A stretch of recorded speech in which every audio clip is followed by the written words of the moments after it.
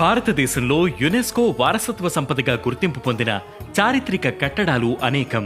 అందులో ఒకటైన బేలూరు చెన్నకేశవ స్వామి ఆలయం గురించి ఈరోజు అనగనగాలో తెలుసుకుందాం.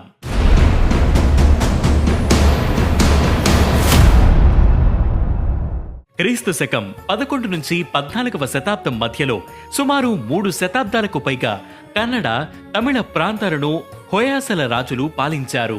జైన, బౌద్ధ, హిందూ మతాలను సమంగా ఆదరించిన ఈ రాజులు ద్రావిడ, వేసర, నాగర శైలిల మేళవింపుతో 1500కు పైగా ఆలయాలని కట్టించారు.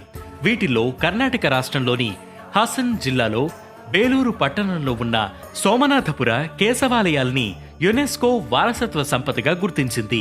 ఈ ఆలయాల్లోని అద్భుత వాస్తు శిల్పాలు పర్యాటకులను ఈనాటికి ఆకర్షిస్తుంటాయి. ఈ ఆలయాల్లో ఒకటైన చెన్నకేశవ స్వామి ఆలయాన్ని చోళులపై విజయానికి గుర్తుగా విష్ణువర్ధన రాజు యాగచి నది ఒడ్డున నిర్మించారు. నక్షత్రాకారంలో కనిపించే ఈ ఆలయంలో విష్ణుమూర్తి చెన్నకేశవ స్వామిగా దర్శనమిస్తారు. క్రీస్తు శకం 1117లో ప్రారంభించిన ఈ ఆలయ నిర్మాణం 103 సంవత్సరాలకు పూర్తి అయింది. ఆ సమయంలో విష్ణువర్ధనరాజు పశ్చిమ చాళుక్యులతో అనేక యుద్ధాలు చేసి చోళులను ఓడించారు. ఆ విజయాలకు ఈ ఆలయ నిర్మాణానికి చాలా దగ్గర సంబంధం ఉన్నట్లు కనిపిస్తుంది. ఎత్తైన అరుగు మీద మృదువైన సోప్ స్టోన్ తో ఈ ఆలయాన్ని చాలా కళాత్మకంగా నిర్మించారు. ప్రధాన ఆలయంలో 4 మినహా మిగిలిన స్తంభాలను దేనికది ప్రత్యేకంగా చెక్కారు. గోడల మీద చెక్కిన శిల్పాలకున్న నగలు, దుస్తులు నాటి కాలాన్ని సూచిస్తాయి. యక్షగాథల్లోని నాట్య కళాకారులైన సాలభంజికల శిల్పాలు పర్యాటకులకు కనువిందు చేస్తాయి. ఓ సాలభంజిక శిల్పంలో బలిని, దానికి సమీపంలోనే పండు మీద ఉన్న ఈగని చెక్కిన తీరు అప్పటి శిల్పుల సునిశిత దృష్టిని ప్రతిబింబిస్తుంది.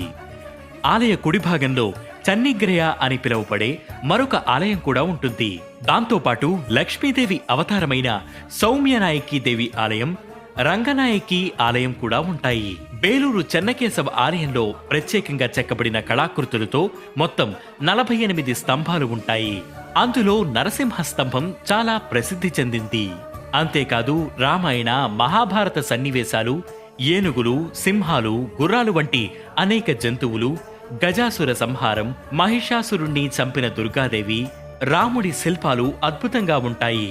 యుద్ధంలో ఎన్నోసార్లు దెబ్బతిన్న ఈ ఆలయాన్ని మళ్లీ పునర్నిర్మించినప్పటికీ ఇప్పటికీ అడుగడుగున హొయసల రాజుల కాలం నాటి శిల్పకళ ఉట్టిపడుతుంది.